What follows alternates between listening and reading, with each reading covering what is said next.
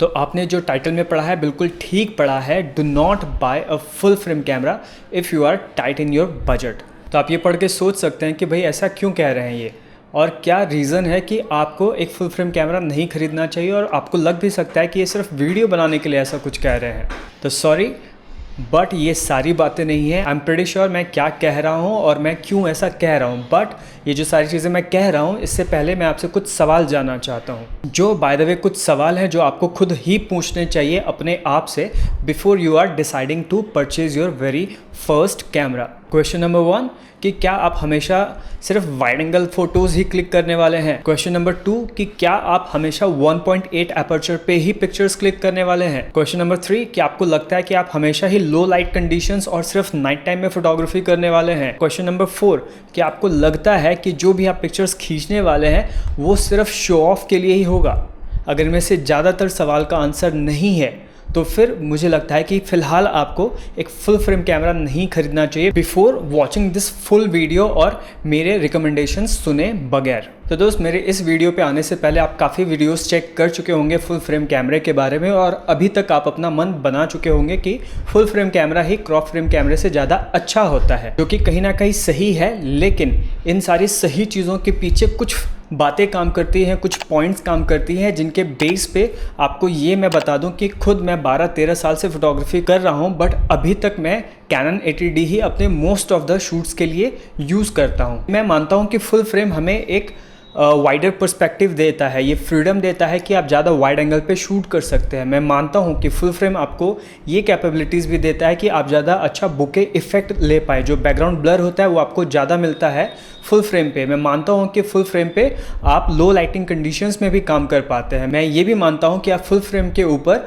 बहुत सारा मार्केट से काम भी उठा पाते हैं, जहाँ पे आप वेडिंग जैसे बिजनेस में अगर आप काम कर रहे हैं तो। बट इसके अलावा भी काफ़ी सारे लोग ऐसे मार्केट में काम कर रहे हैं जो शायद शो ऑफ के बिजनेस में नहीं है। ऐसे बहुत सारे लोग हैं जो मार्केट में काम कर रहे हैं जिनको लगता है कि वो अपनी सारी पिक्चर्स 1.8 पे नहीं शूट करने वाले हैं। ऐसे बहुत सारे लोग मार्केट में हैं जिनको लगता है कि उनके लिए हर बार लो लाइटिंग कंडीशंस के लिए कैपेबल कैमरा शायद इतना ज़रूरी नहीं है, क्योंकि वो लैंडस्केप फोटोग्राफर हैं, क्योंकि वो वाइल्ड लाइफ फोटोग्राफर होने वाले हैं, क्योंकि वो कहीं ना कहीं स्ट्रीट फोटोग्राफी या फैशन फोटोग्राफी या फाइन आर्ट फोटोग्राफी या एडवर्टाइजिंग फोटोग्राफी करने वाले हैं। तो अगर ऐसी कोई भी चीज़ आपके ध्यान में है और आप ऐसा कुछ भी बनना चाहते हैं, आप एस्पायरिंग है ऐसे कोई भी फोटोग्राफर बनने के लिए, लेकिन अभी फ़िलहाल अगर आपके पास पूरा बजट नहीं है और आप अभी अभी सिर्फ शुरू ही कर रहे हैं, तो आप एक बार रुकिए और इन सारी चीज़ों के ऊपर फिर से चिंतन कीजिए, एक बार पूरा सोचिए। क्योंकि फुल फ्रेम कैमरा जहां इतना मज़ेदार होता है, जो आपको सारी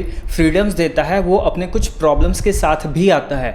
प्रॉब्लम नंबर 1 कि ये बहुत एक्सपेंसिव होता है। आप एक कैमरा खरीदने के लिए अपनी किडनी नहीं बेचना चाहेंगे, और आप ये भी नहीं चाहेंगे कि आप सारा बजट सिर्फ एक कैमरा बॉडी और उसके किट लेंस पे लगा दें और आपके पास लेंस की वैरायटी हो ही ना, आपके पास दूसरा लेंस खरीदने के लिए कोई बजट ही ना बचे। और ये बात भी है कि आप हर बार 10 mm जैसे फोकल लेंथ पे शूट नहीं करेंगे, या फिर 16 mm जैसे फोकल लेंथ पे भी आप हर बार शूट नहीं करेंगे। ये भी चीज़ होने वाली है कि जब आप स्टार्टिंग में शूट करते हैं तो आप 1.8 पे सारी पिक्चर्स अपनी नहीं क्लिक करते हैं। रीज़न ये भी होता है कि 1.8 पे क्लिक करी हुई है बहुत सारी पिक्चर्स आउट ऑफ फोकस हो जाती है, जिसकी वजह से you and up by shooting at 2.8 aperture. आपने खुद ही कई बार देखा होगा, आप 1.8 पे शूट करते हैं तो 10 में से बहुत सारी पिक्चर्स आउट ऑफ फोकस हो जाती है, और वही एक फ़ोटो कई बार अच्छे एक्सप्रेशन वाली फ़ोटो होती है या फिर अच्छे मूवमेंट वाली फ़ोटो होती है, और वो फ़ोटो भी आपकी मिस हो जाती है सिर्फ 1.8 के चक्कर में, और आप बाद में 2.8 पे शिफ्ट हो जाते हैं। इसके अलावा ये भी नहीं होता है कि आप हर बार सिर्फ नाइट टाइम में ही शूट करें या फिर आप वेडिंग जैसे लो लाइटिंग कंडीशंस में काम करें। You are not shooting in this conditions very often. उसके अलावा कई बार ऐसा भी होता है कि आप शूट कर भी रहे तो आपके ऊपर कोई बॉस नहीं है, आपका कोई ऐसा क्लाइंट नहीं है जो हमेशा शो ऑफ के लिए ही आपसे काम मांगता है। कई बार आप अपने काम के इस मुकाम पे पहुंच जाते हैं जहां पे आपका काम बोलता है, जहां पे आपको लगता नहीं है कि मुझे बहुत ज़्यादा कैमरा दिखा के काम उठाने की ज़रूरत है। लोग मेरे वेबसाइट पे आते हैं, मेरा काम देखते हैं, उसके बाद लोग मुझे काम दे देते हैं। तो अगर ये सारी बात होती है, ये सारी रीजंस आपके साथ काम करता है, तो मेरे हिसाब से आपको फुल फ्रेम कैमरा नहीं खरीदना चाहिए। क्यों? क्योंकि यहाँ पे आपको थोड़ा सा क्रॉप सेंसर के बारे में ज़्यादा चीज़ें जानने की ज़रूरत है, जिसके अंदर सबसे पहले हम लोग बात करते हैं क्रॉप सेंसर के प्रॉब्लम्स की। जो क्रॉप सेंसर की पहली प्रॉब्लम है दैट इज़ क्रॉप सेंसर का छोटा होना। छोटे सेंसर होने की वजह से आपको वाइडर फोकल लेंथ नहीं मिल पाता है। अगर आप 50 mm लगाते हैं तो 80 mm बन जाता है, अगर आप 35 mm लगाते हैं तो 50 mm बन जाता है। तकरीबन 50 mm ही बन जाता है, बट अगर आप वहाँ पे 20 mm लगाते हैं तो उस पर भी फिर से 1.6x का क्रॉप फैक्टर लग जाता है।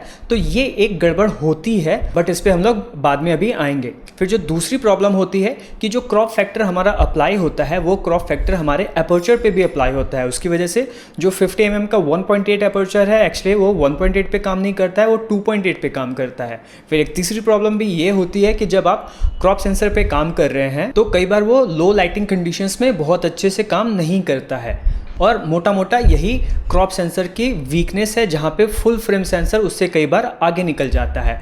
बट जो हमारा क्रॉप सेंसर कैमरा होता है उसके अपने फ़ायदे भी हैं। फ़ायदा नंबर 1 कि जो क्रॉप सेंसर है वो सस्ता होता है। फ़ायदा नंबर 2, इसमें भी वैरायटी ऑफ लेंसेज हैं। ऐसा नहीं है कि अगर फुल फ्रेम कैमरे पे आप जाते हैं तो आपको बहुत सारे लेंसेज मिल जाएंगे, बट अगर आप क्रॉप सेंसर पे भी आओगे तो आपको उतने ही सारे लेंसेज मिलेंगे। उल्टा कुछ लेंसेज के ऑप्शंस बढ़ जाते हैं।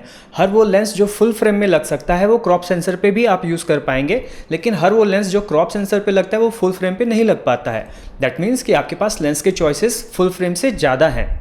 पॉइंट नंबर 3, ये सारे लेंसेज को परचेज करने के लिए आपके पास चीपर ऑप्शंस होते हैं। जो भी क्रॉप सेंसर के लेंसेज होते हैं, जैसे कैनन में EFS है या निकॉन में DX लेंस है, ये सारे लेंसेज थोड़े से सस्ते आते हैं, जिसकी वजह से अगर आप एक लेंस खरीद पाते फुल फ्रेम के लिए, उतने ही पैसे में आप क्रॉप सेंसर में 2 लेंसेज खरीद पाते हैं। इसके अलावा चौथा फ़ायदा क्या होता है कि ये जो लेंसेज आप खरीद रहे हैं, जो रेंज ऑफ लेंसेज आप जमा कर पा रहे हैं, ये सारे वो लेंसेज हैं जो आपके साथ डिकेड्स तक रहने वाले हैं। आप 10-10 साल तक लेंस यूज़ कर सकते हैं। अगर आपने मेरा 50 mm लेंस वाला वीडियो नहीं देखा है जो मैं पिछले 10 साल से यूज़ कर रहा हूँ, तो मैं आई बटन में डाल दूंगा, आप वो वाली वीडियो जरूर देखिएगा, आपको थोड़ा सा अच्छा लगेगा जान के। और उसके अलावा एक और फ़ायदा होता है क्रॉप सेंसर का कि क्रॉप सेंसर बहुत भारी नहीं होता है, जिसकी वजह से कभी भी आपके कंधे पे ज़्यादा वजन नहीं होता है, जिसकी वजह से जब आप एयरपोर्ट पे ट्रैवल कर रहे हैं या फिर कहीं भी आप ट्रैवल कर रहे हैं तो आपके पास भारी लगेज भी नहीं होता है। तो ये काफ़ी सारे फ़ायदे हैं हमारे क्रॉप सेंसर के अंदर। चलिए अब एक बार चल के हम लोग थोड़ा सा कंपेयर कर लेते हैं फुल फ्रेम और क्रॉप सेंसर के बीच में। तो फुल फ्रेम सबसे अच्छा क्या एक्सीड करता है कि वो आपको वाइडर फील्ड ऑफ व्यू देता है। बट अगर आप एक 16 mm का लेंस यूज़ कर रहे हैं फुल फ्रेम में, तो हमारे पास कैनन में 10-18 भी है, जिसके ऊपर अगर मैं क्रॉप फैक्टर लगाता हूँ तो अगेन वो वापस से वही 16 mm बन जाता है। हाँ, थोड़ा सा अपर्चर की यहाँ पे प्रॉब्लम आती है, लेकिन अगर मैं वहीं पे ब्लॉक लेंसेज की बात करता हूँ, अगर मैं कंपेयर करूँ कि मैं एक अच्छी फ़ोटो प्रोड्यूस करने वाला हूँ और मैं ज़्यादातर ब्लॉक लेंसेज ही यूज़ करता हूँ, क्योंकि अगर आप ज़्यादा अच्छे प्रोफेशनल फोटोग्राफर्स को देखेंगे तो हमेशा वो ब्लॉक लेंसेज को ज़्यादा पसंद करते हैं। तो जैसे आप ब्लॉक लेंसेज पे आते हो तो कहानी यहाँ पे थोड़ी सी अच्छी दिखनी शुरू हो जाती है। यहाँ पे होता क्या है कि अगर आप फुल फ्रेम पे 50 mm पे अगर 1.4 पे शूट करोगे तो कई बार आप देखेंगे कि नई फोटोज़ थोड़ी सी आउट हो जाती है, तो you and up shooting at 2.8 f stop. तो वहीं जब आप क्रॉप सेंसर पे आप 35 mm लगाएंगे और 35 में अगर आप f1.8 वाला अगर आपने लेंस यूज़ किया तो वो भी इन कन्वर्जन 2.8 ही बनता है। दैट मीन्स कि जो 35 mm 1.8 आपको देता है वही आप 50 mm 2.8 पे भी पाते हैं फुल फ्रेम पे, in terms of getting the blur background. जो ब्लर बैकग्राउंड होता है तकरीबन एक जैसा ही आपको दोनों जगह पे मिलता है। उसके अलावा जो दूसरी चीज़ आती है दैट इज़ कि जो फुल फ्रेम है वो आपको वाइडर फील्ड ऑफ व्यू देता है, ऐसा लोग कहते हैं। बट आप मान के चलिए जब आप वाइड फ़ोटोज़ खींचते हैं तो आप हमेशा ही 16 mm पे वाइड फ़ोटोज़ नहीं शूट करते हैं, आप जाते हैं 24 mm पे, आप जाते हैं 35 mm पे। तो अगर आप 24 या 35 mm पे शूट कर रहे हैं तो आपके पास क्रॉप सेंसर के अंदर भी ऐसे लेंसेज अवेलेबल हैं जो आपको कॉम्पेरेटिवली एक कॉम्पिटिटिव फोकल लेंथ दे देंगे। जैसे फॉर एग्जांपल आपके पास अगर सिग्मा का 18-35 1.8 वाला लेंस है तो कहीं ना कहीं वो आपकी इस वाइड फील्ड ऑफ व्यू वाले चीज़ को केटर कर देता है और आप मोटा मोटा अपना काम यहाँ पे निकाल लेते हैं। उसके अलावा कहते हैं कि जो फुल फ्रेम है उसके ऊपर पोर्ट्रेट अच्छी आती है, तो पोर्ट्रेट्स अगर आप 85 पे खींच रहे हैं तो वहीं पे आप 50 mm भी यूज़ कर सकते हैं।